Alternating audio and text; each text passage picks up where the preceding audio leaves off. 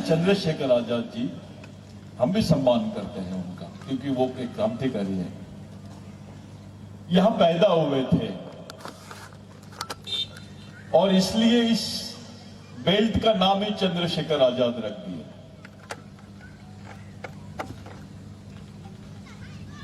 उनका गैजेट मिल गया गवर्नमेंट को, उनका गैजेट में नाम मिल गया गवर्नमेंट को।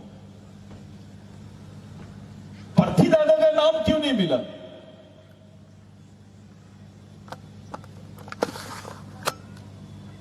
अगर चंद्रशेखर आजाद जी का नाम मिल सकता है तो पर्थी दादा का नाम क्यों नहीं मिला? ये कुछ समझ के बाहर है, हजम नहीं हुआ है।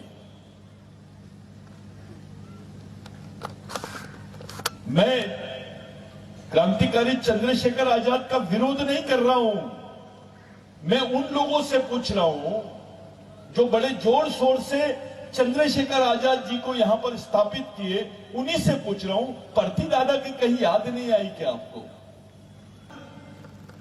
मैं जब जंगल सत्याग्रह हुआ था तब 742 आदिवासियों को मार दिया गया था। ये लिखा हुआ है ऑफिशियली 742, हो सकता है 7000 भी हो सकता है। उस सत्याग्रह का हिस्सा यानी पर्थी दादा है, जिन्होंने गांधी जी को यहां पर लाने की जीत की थी। जब गांधी जी यहां से गुजरात गए तो उसी समय गांधी जी यहां पर थे और गांधी जी इस क्षेत्र में आके गए पर्थी दादा के साथ में, और पर्थी दादा यहीं से उनके साथ में गए। ये केवल गांधी जी के साथ घूमने वाले लोग नहीं थे, ये आदिवासियों का जंगल सत्याग्रह चलाने वाले लोगों में से एक नाम है। अफसोस इस बात का है, हमारा एक भी नेता नहीं बोलता इस बारे में कुछ।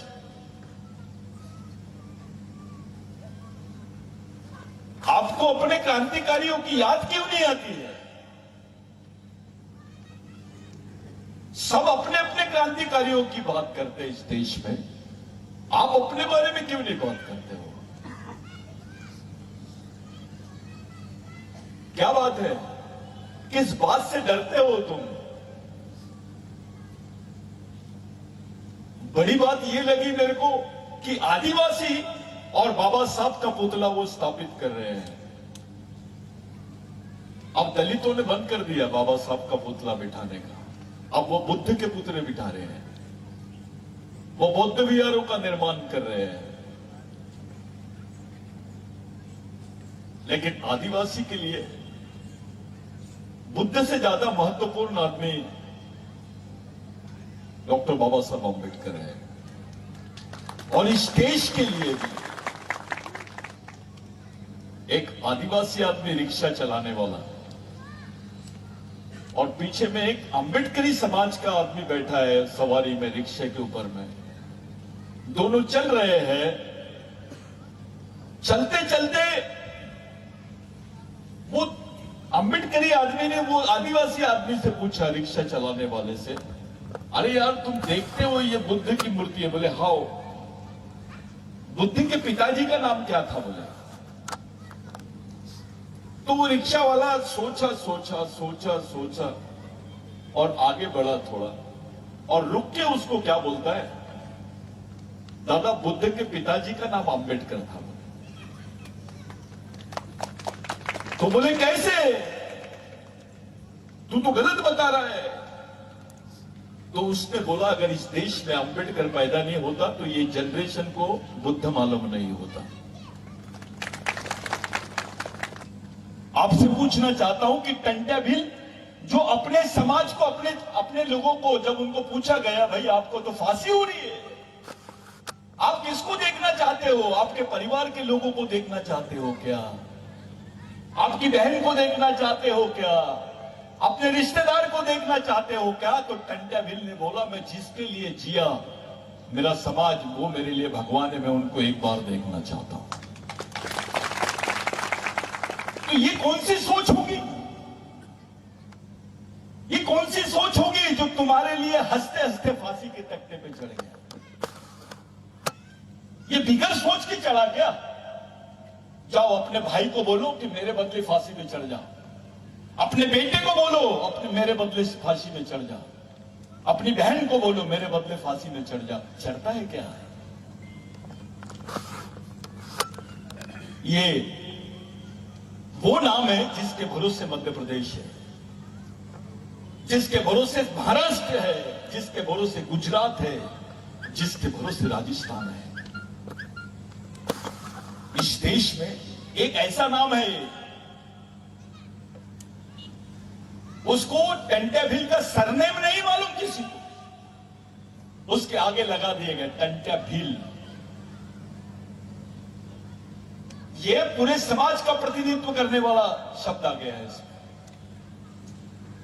यही टंट्याभिल का आंदोलन है जिसने होलकर अंपायर से भी लड़ा, अंग्रेजों से भी लड़ा, यहां के जमींदारों से, साहूकारों से, उनसे भी लड़ाई की।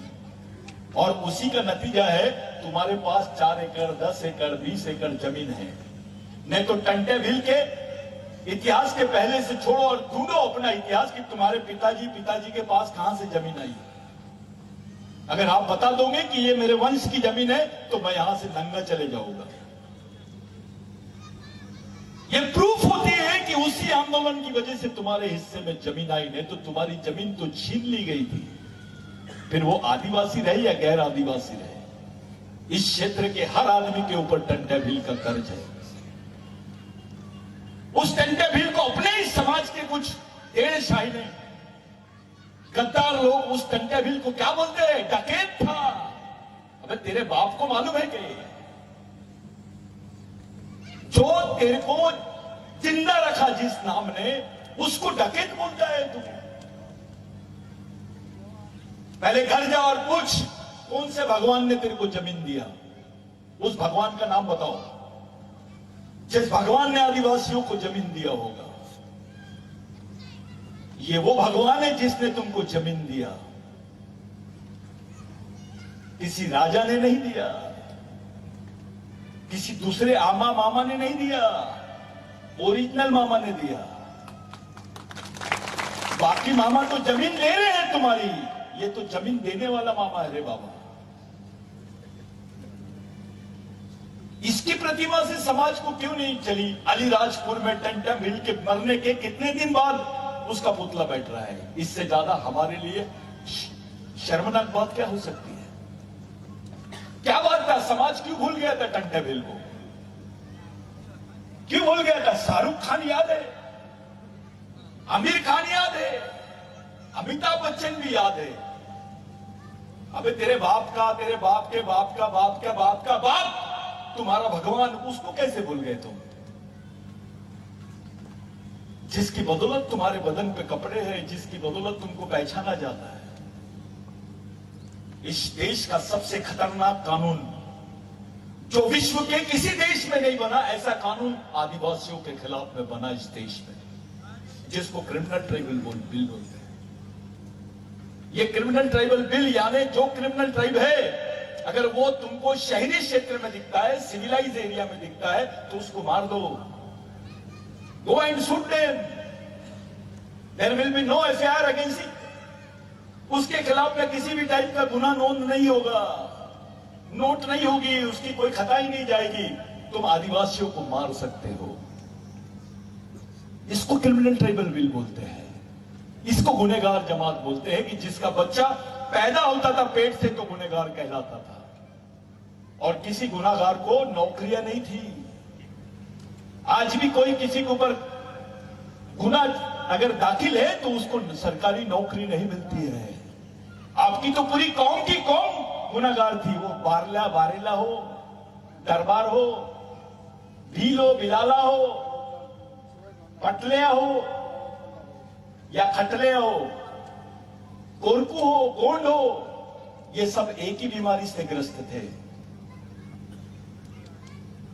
जब रेंगा कोरकू ने, जो टंट्याभिल के सबसे वफादार साथी थे, वो रेंगा कोरकू ने भगवान टंट्याभिल को बोला कि भगवान, हमारे लोगों को तो सरकारी नौकरी नहीं मिलेंगी तो अपन जिंदा कैसे रहेंगे? अपने को तो क्रिमिनल ट्राइबल बोलते हैं ये लोग, गुनहगार जमात बोलते हैं। तो ये टंटा भिल का कलेजा देखो। उन्होंने बोला जाओ ब्रिटिशों को बोल दो कि अगर टंटा भिल को पकड़ना है तो आदिवासियों को पुलिस में भर्ती करना पड़ेगा। क्या ताली बजा रहे हो यार? कैसे ताली बजा दी तुमने, मेरे समझा ही नहीं। उसने बोला है कि टंटा भिल को अगर पकड़ना है तो आदिवासियों को पुलिस में भर्ती कर दो। यानी तुम्हारे लिए खुद को वो निछावर कर रही है और अब ताली बजा रहे। ये ताली बजाने का सब्जेक्ट नहीं है, ये सोचने का सब्जेक्ट है कि कितना बड़ा त्याग उन्होंने किया। ये गंभीर मामला है, हंसी में मत डालो, नहीं तो देश आपको रोने के लिए छोड़ देगा। ऊपर से दिमाग में डाल दिया गया है गौ माता, फलानी माता, फलाना ये। बिरसा मुंडा क्या बोलते थे? गाय हमारी माता है तो भैंस का दूध किधर जाता है? अबे गाय मां है तो भैंस बड़ी मां है। अगर आप मां बोलते हो तो मां की दूध का धंधा करते हो। मां की दूध का धंधा कोई करता है क्या? चलो तुम में से कौन कर सकता है? जो लोग गाय को मां बोल रहे हैं उनमें दम है तो यहां पे मां के दूध को बेचने से रोक दो। आदिवासी कई गांव ऐसे आज भी काली चाय पीते हैं, बछड़े के दूध में हिस्सेदारी नहीं करते हैं। ये वो संस्कृति है। हम उस संस्कृति के लोग हैं। पर्यावरण बचाओ, जंगल बचाओ, जंगली जानवर बचाओ, लेकिन आदिवासी मत बचाओ। यहां मेरे मित्र हैं, मैं इनके साथ एक बार इंटरव्यू दिया हूं। सिर्फ 2800 शेर के लिए 6 लाख किलोमीटर का इन्होंने फॉरेस्ट रिजर्व जोन घोषित किया है, जिसको टाइगर जोन बोलते हैं, जिसमें 2 करोड़ आदिवासी विस्थापित होने वाले हैं। डॉक्टर साहब, 2 करोड़ आदिवासी, 2800 शेर और 2 करोड़ आदिवासी। झगड़ा गवर्नमेंट से नहीं, शेर और आदिवासी में चल रहा है। अब जानवरों से तुलना चल रही है आदिवासियों की। 2 करोड़ आदिवासी हमेशा हमेशा के लिए अपनी जमीन से हट जाएंगे। ये योजना झारखंड नहीं, नॉर्थ ईस्ट से लेकर तो केरल तक है। उसकी रिपोर्ट है नेट पे, आप देख लीजिए। उसका पिटीशन हम लोग अभी फाइल कर रहे हैं, उसको पिटीशन फाइल कर रहे हैं सुप्रीम कोर्ट में। ये क्षेत्र भी नहीं छूटने वाला है, ये गांव भी नहीं छूटेंगे। ये हाल हो गए आपके। एक तरफ ये वाला काम, दूसरी तरफ जंगल प्राइवेट को दे रहे हैं। अबे तो आदिवासी के लिए बचा क्या? पत्थर घोटे। आप अपनी आने वाली जनरेशन को जिंदा कैसे रखोगे, इसकी प्लानिंग अगर नहीं कर सकते हो तो मरने को तैयार रहो। अगर अपनी जनरेशन को जिंदा रखने की प्लानिंग करते हो तो पार्टी से ज्यादा चिंता समाज की करो। समाज बहुत बड़ी चीज है, ये खत्म हो जाएंगी तो कुछ नहीं होने वाला तुम्हारे पास। इधर पॉलिटिकल ड्रामा शुरू है, इधर माहौल बना हुआ है राजनीति का, और दूसरी तरफ तुम्हारी जमीनें खाली करने का ट्रेंड चालू है। उनको मालूम है इस समाज के जो पढ़े लिखे थोड़े सुलझे हुए लोग हैं वो राजनीति में एंगेज है, इधर निपटा दो इनको। यानी आदिवासियों का संविधान पर, संवैधानिक अधिकारों पर विश्वास है। अब सवाल ये खड़े होता है कि जिस समाज का संविधान पर विश्वास है उस समाज की धज्जियां उड़ा रहे हैं लोग। बुरहानपुर में क्या हुआ? 2000 घरों को तोड़ दिए। 40 साल से वो उसी क्षेत्र में थे। 5वीं अनुसूची का क्षेत्र है। उनको अतिक्रमणकारी बोले, जो मालिक है उसको अतिक्रमणकारी बोले। उनको खदेड़ा गया, उन पे चोरी के इल्जाम लगाए गए कि इसने सागवन चोरा है। जो यहाँ की जंगल का मालिक है उस पे इल्जाम। ये बोल रहे हैं कि ये अतिक्रमणकारी है। वन कायदा क्या बोलता है, वन कानून क्या बोलता है? 2006 के पहले जो वसाहत कर रहा है जंगल क्षेत्र में वो अतिक्रमणकारी नहीं है। उसको अतिक्रमण नहीं बोल सकते हैं, वो उसका अधिकारी है, उसको वन क्षेत्र की जमीन देने का अधिकार है, उसके लिए प्रावधान है जिसको फॉरेस्ट एक्ट बोलते हैं। उसको कम्युनिटी फॉरेस्ट एक्ट के तहत रख सकती थी गवर्नमेंट, जिसको सीएफआर बोलते हैं। सामुदायिक अधिकार, वन अधिकार के तहत उसको उस जमीन को रख सकती थी, उनको बिठाया जा सकता था, उनको बसाया जा सकता था। क्या बात है, किसको देने की तैयारी कर रहे हैं वो जमीन? किसको देना चाहते हैं? सब चुप है, किसी का मुंह नहीं खोल रहा है, कोई खामोश है सब। 200-250 लोगों को अंदर डाल दी पुलिस ने। अबे जो उस जमीन का मालिक है वो अतिक्रमणकारी कैसे हो गया? कोई पार्टी कुछ नहीं बोल रही उसके बारे में, कोई पार्टी का कोई रिएक्शन नहीं है। पालघर में वैसी हुआ। इसके पहले एक हादसा हुआ, यहां पर गोली चलाई गई आदिवासी बच्चों पे।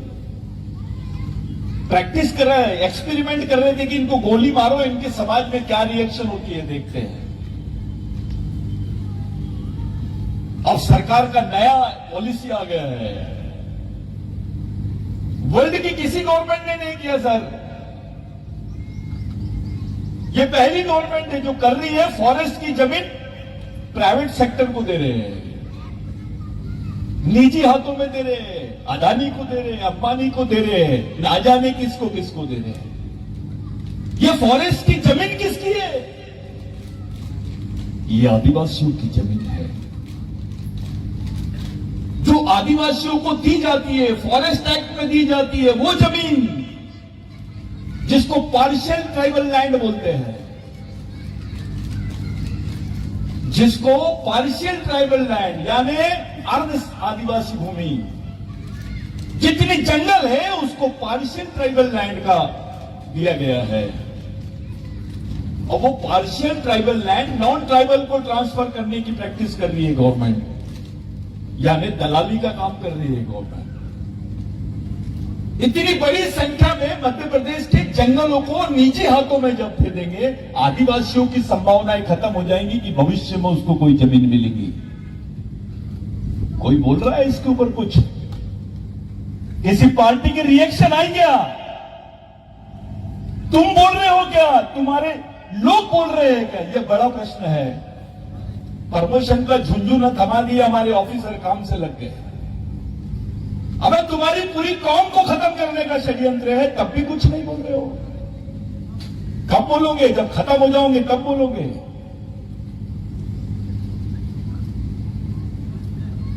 ये इलेक्शन पॉलिसी नहीं है, ये सिलेक्शन पॉलिसी है। ये गवर्नमेंट आदिवासियों के खिलाफ में ऐसे काम कर रही है जैसे युद्ध चल रहा हो। पूरा गढ़चिरौली खाली कर दी है, लोगों की मर्जी के खिलाफ में माइनिंग हो रहा है, बच्चों को कैंसर हो रहा है, लंग्स कैंसर हो रहा है, लैट्रिन से मिट्टी निकल रही है लाल। और अभी बहुत सारे खनिज यहां पर बहुत उत्खनन करने जा रहे हैं, माइनिंग्स के काम चल रहे हैं। किसी गवर्नमेंट ने किसी ग्राम सभा का कंसर्न नहीं लिया। ग्राम सभा की बात करते हैं, 5वीं अनुसूची के क्षेत्र में ये हो रहा है। भारत के जितने 5वीं अनुसूची के क्षेत्र है वहां पर यही प्रैक्टिस चालू है। हम तय तो कर ले कि किसके साथ जा रहे हैं, तो कौन से मुद्दे पे जाएंगे। व्यक्तिगत मुद्दों पे जाओगे क्या? सामाजिक मुद्दों पे बात तो करो कि कौन से मुद्दे पे हम इनसे एग्रीमेंट कर लें, कौन से मुद्दे पर हम इनका साथ देना चाहिए और वो हमारा साथ कौन से मुद्दे पे देंगे। ये तय करने की आज नौबत आ गई है, क्योंकि समाज खतरे में है, आदमी नहीं। कोई नेता खतरे में नहीं है, समाज खतरे में है। तो आपके निर्णय भी सामाजिक होने चाहिए, और सामाजिक निर्णय लेने के लिए प्रक्रिया सामाजिक होनी चाहिए। हमारे पास वो आंदोलन नहीं है, हम लोग सीरियस नहीं है उसके बारे में, गंभीर नहीं है। ऐसा लगता है कि गवर्नमेंट आरएसएस चला रही है। जिसका प्रोग्राम है हिंदू राष्ट्र का। हिंदू राष्ट्र का दूसरा मतलब होता है आदिवासी मुक्त भारत, बगैर आदिवासियों के भारत। जिस देश के जल जमीन जंगल का मालिक आदिवासी है, वो देश दूसरा धार्मिक देश कैसे हो सकता है? जिस देश का संविधान प्रियम्बल बोलता है कि यह धर्मनिरपेक्ष देश है, वो धार्मिक देश कैसे हो सकता है? जिस देश में संस्कृति को मानने वाली कौम जिंदा है, वो देश धार्मिक देश कैसे हो सकता है? ये षड्यंत्र। दूसरी तरफ ये कि भारत में आदिवासी नहीं रहते हैं, सरेआम बोला जा रहा है भारत में आदिवासी नहीं रहते हैं। उसका दूसरा मतलब है आदिवासी भारत के नागरिक नहीं है। ये कोई विधानसभा में पारित होने वाला प्रश्न नहीं है, ये एक पॉलिसी है। तुम्हारे वजूद को ही खत्म करने का पॉलिसी है ये। तुम्हारी आदिवासियत को खत्म करने का पॉलिसी है। तुम जिंदा इसलिए हो क्योंकि आदिवासी हो, तुम्हारे को नौकरी इसलिए क्योंकि तुम आदिवासी हो, विधायक इसलिए हो क्योंकि आदिवासी हो, तुम्हारे बदन पे कपड़े हैं इसलिए आदिवासी हो, तुम्हारे पास जमीन है करके आदिवासी हो। तुम्हारी आदिवासियत खत्म, तुम्हारा वजूद खत्म। इस देश में ब्राह्मण होना बड़ी बात नहीं है, इस देश में क्रिश्चियन होना बड़ी बात नहीं है, मुस्लिम होना बड़ी बात नहीं है, हिंदू होना बड़ी बात नहीं है, बड़ी बात है आदिवासी होना। क्योंकि जिस दिन अपने आप को, जिस क्षण आप अपने आप को आदिवासी बोलते हो, आपकी मालिकियत का जो भाव है आपके मन में आ जाता है। आप बिगड़ स्वाभिमान के कैसे जी सकते हो यार? बिगड़ पहचान के कैसे जी सकते हो आप? ये तो ऐसा हो गया है कि आपको बोला जा रहा है अनुसूचित जनजाति का आदमी है। अबे है कौन? तुम्हारी मालिकियत खत्म करने का काम चल रहा है। एक तरफ आप लोग 5वीं अनुसूची का आंदोलन चलाते हैं, दूसरी तरफ सरकार 5वीं अनुसूची को खत्म करने का आंदोलन चलाती है। एक तरफ आप लोग अपनी आदिवासियत का आंदोलन खत्म चलाना चाहते हैं, दूसरी तरफ सरकार आदिवासियों को ही खत्म करने का षड्यंत्र चल रही है। किसी पार्टी के पास सलूशन नहीं है इसका। इसका हल जो है वो राजनीतिक तरीके से निकलने वाला नहीं है, ये हल सामाजिक तरीके से निकलने वाला है, क्योंकि ये सामाजिक प्रश्न है। आप कौन सी पार्टी में हो ये महत्व की बात नहीं है, आप कौन से संगठन में हो ये महत्व की बात नहीं है, आपकी सोच क्या है ये महत्व की बात है। आपकी नीयत है क्या अपने समाज के लिए कुछ करने की? आप अपने समाज के प्रति ईमानदार हो, समझदार हो? इतनी बड़ी चुनौती किसी समाज के सामने नहीं खड़ी है जितनी आदिवासियों के सामने खड़ी है। ये मध्य प्रदेश का वो क्षेत्र है जहां मैं भाषा कर रहा हूं। ये पूरे इंडिया में नहीं, वर्ल्ड में जाना जाता है अलीराजपुर।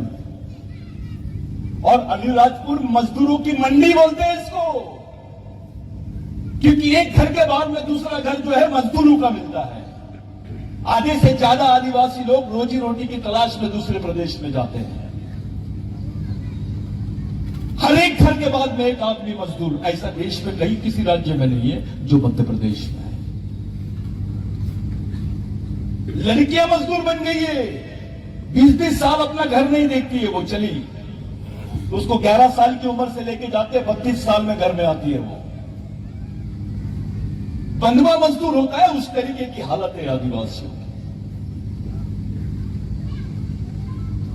ये उस प्रदेश में हम लोग बात कर रहे हैं। हमारी जनरेशन को मालूम ही नहीं कि सोचा कैसे जाता है, सोच क्या होती है। बिगड़ सोच के आप लड़ भी नहीं सकते हो, बढ़ भी नहीं सकते और जी भी नहीं सकते हो। अब मैं टंटे भील के बारे में बात करना चाहता हूं। आपसे पूछना चाहता हूं कि टंटे भील जो अपने समाज को, अपने लोगों को जब उनको पूछा गया भाई आपको तो फांसी हो रही है, आप किसको देखना चाहते हो? आपके परिवार के लोगों को देखना चाहते हो क्या? आपकी बहन को देखना चाहते हो क्या? अपने रिश्तेदार को देखना चाहते हो क्या? तो टंट्या भील ने बोला, मैं जिसके लिए जिया मेरा समाज, वो मेरे लिए भगवान है, मैं उनको एक बार देखना चाहता हूं। तो ये कौन सी सोच होगी? ये कौन सी सोच होगी जो तुम्हारे लिए हंसते हंसते फांसी के तख्ते पे चढ़ गया? ये बिगर सोच के चढ़ा क्या? जाओ अपने भाई को बोलो कि मेरे बदले फांसी में चढ़ जाओ, अपने बेटे को बोलो अपने मेरे बदले फांसी में चढ़ जाओ, अपनी बहन को बोलो मेरे बदले फांसी में चढ़ जा। चढ़ता है क्या? ये वो नाम है जिसके भरोसे मध्य प्रदेश है, जिसके भरोसे महाराष्ट्र है, जिसके भरोसे गुजरात है, जिसके भरोसे राजस्थान है। इस देश में एक ऐसा नाम है, उसको टंट्या भील का सरनेम नहीं मालूम किसी को, उसके आगे लगा दिए गए टंट्या भील। ये पूरे समाज का प्रतिनिधित्व करने वाला शब्द आ गया है इसमें। यही टंट्या भील का आंदोलन है जिसने होलकर अंपायर से भी लड़ा, अंग्रेजों से भी लड़ा, यहां के जमींदारों से, साहूकारों से, उनसे भी लड़ाई की। और उसी का नतीजा है तुम्हारे पास 4 एकड़, 10 एकड़, 20 एकड़ जमीन है। नहीं तो टंट्या भील के इतिहास के पहले से छोड़ो और ढूंढो अपना इतिहास कि तुम्हारे पिताजी के पास कहां से जमीन आई। अगर आप बता दोगे कि ये मेरे वंश की जमीन है तो मैं यहां से लंगा चले जाऊंगा। ये प्रूफ होती है कि उसी आंदोलन की वजह से तुम्हारे हिस्से में जमीन आई, नहीं तो तुम्हारी जमीन तो छीन ली गई थी। फिर वो आदिवासी रहे या गैर आदिवासी रहे, इस क्षेत्र के हर आदमी के ऊपर टंट्या भील का कर्ज है। उस टंट्या भील को अपने ही समाज के कुछ टेढ़े शाही ने, गद्दार लोग उस टंट्या भील को क्या बोलते हैं? डकैत था। अबे तेरे बाप को मालूम है कि जो तेरे को जिंदा रखा जिस नाम ने, उसको डकैत बोलता है तू? पहले घर जा और पूछ कौन से भगवान ने तेरे को जमीन दिया, उस भगवान का नाम बताओ जिस भगवान ने आदिवासियों को जमीन दिया होगा। ये वो भगवान है जिसने तुमको जमीन दिया, किसी राजा ने नहीं दिया, किसी दूसरे आमा मामा ने नहीं दिया, ओरिजिनल मामा ने दिया। बाकी मामा तो जमीन ले रहे हैं तुम्हारी, ये तो जमीन देने वाला मामा है रे बाबा। इसकी प्रतिमा से समाज को क्यों नहीं चली? अलीराजपुर में टंट्या भील के मरने के कितने दिन बाद उसका पुतला बैठ रहा है। इससे ज्यादा हमारे लिए शर्मनाक बात क्या हो सकती है? क्या बात था? समाज क्यों भूल गया था टंट्या भील को? क्यों भूल गया था? शाहरुख खान याद है, आमिर खान याद है, अमिताभ बच्चन भी याद है। अबे तेरे बाप का, तेरे बाप के बाप का बाप के बाप का बाप तुम्हारा भगवान, उसको कैसे भूल गए तुम? जिसकी बदौलत तुम्हारे बदन पे कपड़े हैं, जिसकी बदौलत तुमको पहचाना जाता है। इस देश का सबसे खतरनाक कानून जो विश्व के किसी देश में नहीं बना, ऐसा कानून आदिवासियों के खिलाफ में बना इस देश में, जिसको क्रिमिनल ट्राइबल बिल बोलते हैं। ये क्रिमिनल ट्राइबल बिल यानी जो क्रिमिनल ट्राइब है, अगर वो तुमको शहरी क्षेत्र में दिखता है, सिविलाइज एरिया में दिखता है, तो उसको मार दो। Go and shoot them, there will be no FIR against it. उसके खिलाफ में किसी भी टाइप का गुना नोंद नहीं होगा, नोट नहीं होगी, उसकी कोई खताई नहीं जाएगी। तुम आदिवासियों को मार सकते हो। इसको क्रिमिनल ट्राइबल बिल बोलते हैं। इसको गुनहगार जमात बोलते हैं कि जिसका बच्चा पैदा होता था पेट से तो गुनहगार कहलाता था, और किसी गुनहगार को नौकरियां नहीं थी। आज भी कोई किसी के ऊपर गुना अगर दाखिल है तो उसको सरकारी नौकरी नहीं मिलती है। आपकी तो पूरी कौम की कौम गुनहगार थी, वो बारेला हो, दरबार हो, भील हो, बिलाला हो, पटलिया हो या खटलिया हो, कोरकू हो, गोंड हो, ये सब एक ही बीमारी से ग्रस्त थे। जब रेंगा कुरकू ने, जो टंट्या भील के सबसे वफादार साथी थे, वो रेंगा कुरकू ने भगवान टंट्या भील को बोला कि भगवान, हमारे लोगों को तो सरकारी नौकरी नहीं मिलेगी तो अपन जिंदा कैसे रहेंगे? अपने को तो क्रिमिनल ड्राइवर बोलते हैं ये लोग, गुनहगार जमात बोलते हैं। तो ये टंट्या भील का कलेजा देखो। उन्होंने बोला जाओ ब्रिटिशों को बोल दो कि अगर टंट्या भील को पकड़ना है तो आदिवासियों को पुलिस में भर्ती करना पड़ेगा। क्या ताली बजा रहे हो यार? कैसे ताली बजा दी है तुमने? मेरी समझ ही नहीं। उसने बोला है कि टंट्या भील को अगर पकड़ना है तो आदिवासियों को पुलिस में भर्ती कर दो। यानी तुम्हारे लिए खुद को वो निछावर कर लिया और अब ताली बजा रहे। ये ताली बजाने का सब्जेक्ट नहीं है, ये सोचने का सब्जेक्ट है कि कितना बड़ा त्याग उन्होंने किया। ये गंभीर मामला है, हंसी में मत टालो, नहीं तो देश आपको रोने के लिए छोड़ देगा। तब जाके आदिवासियों को यहां की होलकर एम्पायर और बाकी जगह पर नौकरियां मिली। आज जो तुम ऑफिसर बन के फिरते हो ना, ये भगवान टंट्या भील की देन है। जो तुम टीचर हो, डॉक्टर हो, इंजीनियर हो, विधायक हो, आदिवासी कहलाते हो, ये भगवान टंट्या भील की देन है। नहीं तो हमको किसी भी जंगल में रखा गया होता। पहले किसी भी गांव में चोरी हुई, किसी भी गांव में झगड़ा हुआ तो सबसे पहले भीलों को पकड़ते थे, बिगर बोले उनको ले जाके पुलिस स्टेशन में ठूस देते थे। अकेले ये मध्य प्रदेश में, जिसको पहले सीपीएन बरार बोलते थे, मैंने क्रिमिनल स्टडी निकाला अंग्रेजों की रिपोर्ट में, 7.5 लाख लोगों को एफआईआर दर्ज किया गया था। 7.5 लाख। अरे इतने तो स्वतंत्र सेनानी और स्वतंत्रता के आंदोलन में भी लोगों पर इतने एफआईआर दर्ज नहीं हुए जितने 7 लाख लोगों पर एफआईआर दर्ज हुए। सोचो तुम्हारी हालत क्या थी, किस चक्रव्यूह में फंसते जा रहे हैं हम लोग। मैं बोला चिट्ठी तो नहीं लाए आप, बस 5 मिनट बोलूंगा। और तो टंट्या भील का जो सब्जेक्ट है ये आदिवासियों का पार्ट नहीं है। भारत में किसी भी क्रांतिकारी ने, मैं ऑन द रिकॉर्ड बोल रहा हूं, किसी भी क्रांतिकारी ने 13 साल तक के सशस्त्र यानी हथियारबंद लड़ाई अंग्रेजों के खिलाफ में नहीं लड़ी। और आदिवासियों की मुसीबत देखो कि आदिवासी केवल अंग्रेजों के साथ में नहीं लड़ रहे थे, तो जमींदारों के भी साथ में लड़ रहे थे, यहां के पूंजीपति साहूकारों के भी साथ लड़ रहे थे, उच्च वर्णियों के भी साथ में लड़ रहे थे, क्योंकि ये सब अंग्रेजों के पाले में थे, जो तुमको स्वतंत्रता का पाठ पढ़ा रहे हैं आज,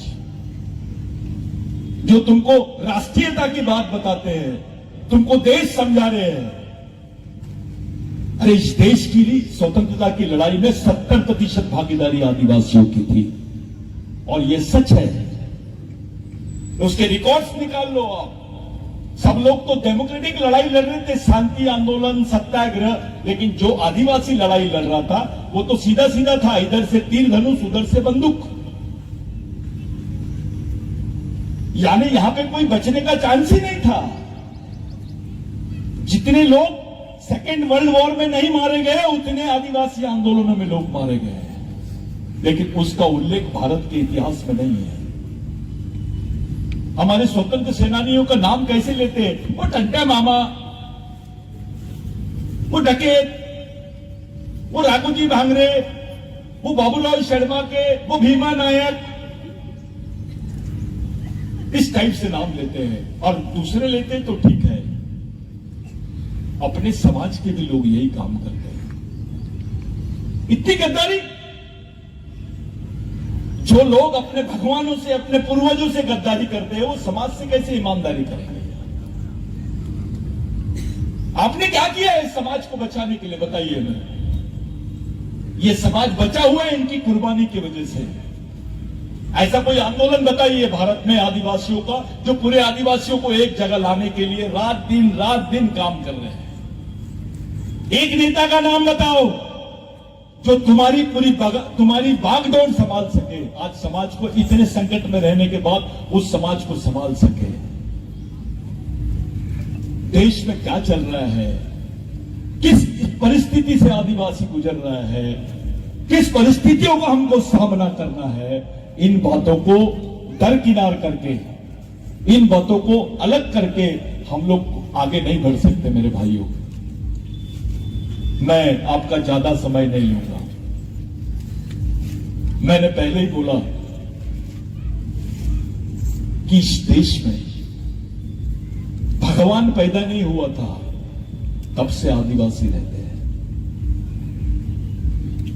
ये मैं खुलेआम बोल रहा हूं, भगवान पैदा नहीं हुआ था तब से आदिवासी रहता है। ये एंथ्रोपोलॉजिकली प्रूव है, मैं नहीं बोल रहा हूं।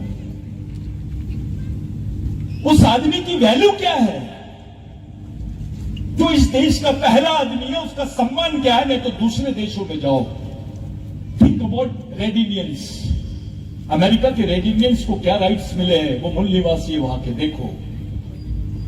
अफ्रीका में जाके देखो, ऑस्ट्रेलिया में जाके देखो, वहां के मूल निवासियों की क्या हालत है, उनकी क्या भागीदारी है। स्वीडन में जाके देखो, अर्जेंटीना में जाके देखो, यहां का छोटा सा देश श्रीलंका, वो बोलता है भारत में हमारे देश में आदिवासी है।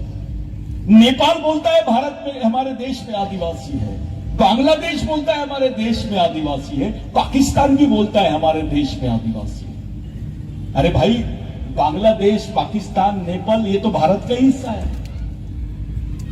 जब वहां पर आदिवासी है तो भारत में क्यों नहीं है? भारत क्यों नहीं बोल रहा है? क्या षड्यंत्र चल रहा है ये? इसके लिए तुम लोग क्या कर रहे हो? खुलेआम सुप्रीम कोर्ट की डिसीजन की धज्जियां उड़ाई जाती है भाई। यहां पर यही सुप्रीम कोर्ट का जजमेंट आता है कि भगवान राम यहां पैदा हुए तो सब मान लेते हैं उसको, लेकिन उसी सुप्रीम कोर्ट का जजमेंट आता है कि आदिवासी देश के मालिक हैं, कोई नहीं मान रहा है। भगवान को न्याय मिल रहा है, इंसान को न्याय नहीं मिल रहा है। एक डायरेक्शन हमारी होनी चाहिए, एक लाइन हमारी होनी चाहिए, एक सोच हमारी होनी चाहिए जिस सोच से समाज को बचाया जा सके। ऐसी सोच होनी चाहिए कि दूसरा समाज भी अपमानित ना महसूस कर सके। कोई ब्राह्मणों के भी बहुत अच्छे हाल नहीं है, जाओ, जितने शौचालय है उसकी चौकीदारी ब्राह्मण कर रहा है, जितने बियर बार है उसके सामने वो साइकिल स्टैंड के काम ब्राह्मण आदमी कर रहा है, उसको भी इन्होंने कुछ नहीं दिया हिंदुत्व के नाम से। क्या दिया है? क्या रोजी रोटी का फॉर्मूला है? क्या इकोनॉमी का फॉर्मूला है? मध्य प्रदेश के आदिवासी आदमी, आखिरी आदिवासी आदमी की इनकम है 2 रुपए 45 पैसे। मध्य प्रदेश के आखिरी आदिवासी आदमी की इनकम है 2 रुपए 45 पैसे। 2 रुपए 45 पैसे में चावल नहीं आता है, तेल नहीं आता है, एनासिन की गोली नहीं आती है। वो जिंदा कैसे रहेगा? एनासिन की गोली की छोड़ो, कैडबरी चॉकलेट नहीं आती है। ये परिस्थिति है आप लोगों की। ऊपर से दिमाग में डाल दिया गया है गौ माता, फलानी माता, फलाना। ये बिरसा मुंडा क्या बोलते थे? गाय हमारी माता है तो भैंस का दूध किधर जाता है? अबे गाय मां है तो भैंस बड़ी मां है। अगर आप मां बोलते हो तो मां की दूध का धंधा करते हो। मां की दूध का धंधा कोई करता है क्या? चलो, तुम में से कौन कर सकता है? जो लोग गाय को मां बोल रहे हैं उनमें दम है तो यहां पे मां के दूध को बेचने से रोक दो। आदिवासी कई गांव ऐसे आज भी काली चाय पीते हैं, बछड़े के दूध में हिस्सेदारी नहीं करते हैं। ये वो संस्कृति है। हम उस संस्कृति के लोग हैं।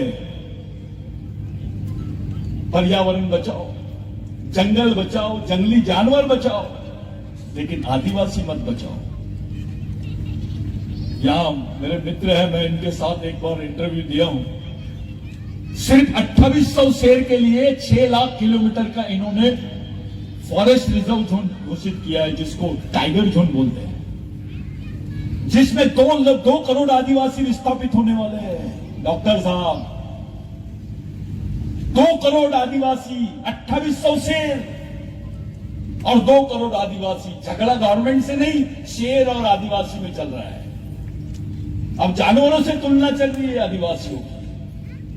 2 करोड़ आदिवासी हमेशा हमेशा के लिए अपनी जमीन से हट जाएंगे। ये योजना झारखंड नहीं, नॉर्थ ईस्ट से लेकर तो केरल तक है। उसकी रिपोर्ट है नेट पे, आप देख लीजिए। तो उसका पिटीशन हम लोग अभी फाइल कर रहे हैं, उसको पिटीशन फाइल कर रहे हैं सुप्रीम कोर्ट में। ये क्षेत्र भी नहीं छूटने वाला है, ये गांव भी नहीं छूटेंगे। ये हाल हो गए हैं आपके। एक तरफ ये वाला काम, दूसरी तरफ जंगल प्राइवेट को दे रहे हैं। अबे तो आदिवासी के लिए बचा क्या? पत्थर घोटे। आप अपनी आने वाली जनरेशन को जिंदा कैसे रखोगे, इसकी प्लानिंग अगर नहीं कर सकते हो तो मरने को तैयार रहो।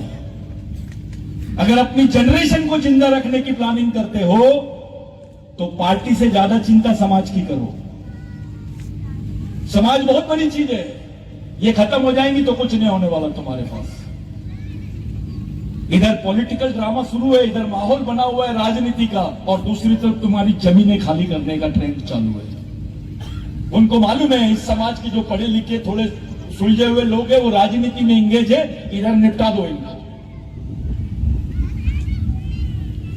आप लोग समझदार है। मेरे लिए यह महत्व की बात नहीं कि मैं कितने लोगों में बोल रहा हूं, मेरे लिए यह महत्व की बात है कि कैसे लोगों में बोल रहा हूं। रोटी की कोई जात नहीं होती, डॉक्टर की भी कोई जात नहीं होती, मेडिसिन की भी कोई जात नहीं होती। इंसान और मर्द उसी को बोलते हैं जो इन सब चीजों से ऊपर उठ के मानवता के लिए काम करे। मेरे को ये धर्म का राज्य बनाना है, मेरे को इसको हिंदू बनाना है, इसको क्रिश्चियन बनाना है, उसको फलाना बनाना है, इसलिए पैदा हुआ क्या बे? कुछ तो अच्छा काम कर ले। अपनी पहचान के साथ कैसे जिंदा रह सकते हो इस बारे में सोचना है तो मिशन चलाओ। संगठन पाइली के 50 रहेंगे तुम्हारे, हजारों संगठन है। जितनी आदिवासियों की जनजाति नहीं है उतने संगठन बन गए आदिवासियों के बीच में, लेकिन सोच पैदा नहीं हुई।